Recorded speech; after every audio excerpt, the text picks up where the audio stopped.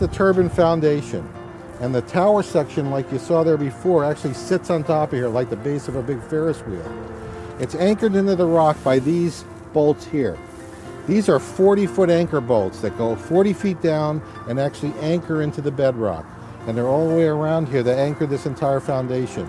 And then there's this big flange, that a flange on that tower section will go on here and get bolted down on here. And that actually is what holds the turbine down.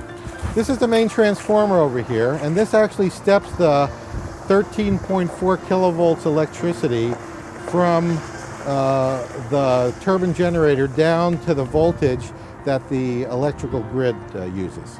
There are two other tower sections that go below this. This will be the top that the main turbine, the cell, sits on, and there'll be two other sections. The largest section has a large flange on the bottom that actually sits on those large bolts that I showed you. Inside of these towers is all outfitted. If you notice, it has a ladder. All the electrical connections are all built in.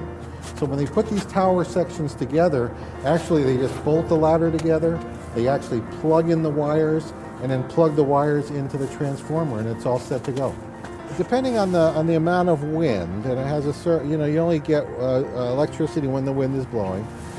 And there's a thing called capacity factor, which is the percent of hold capacity that you get from the turbine. We expect that to run to between 20 and 25%, which is going to give us about 3 million kilowatt hours per year of electricity. We think the first year of operation, we're actually going to gain about $100,000 profit after the entire payment of mortgage payments and operating costs are done.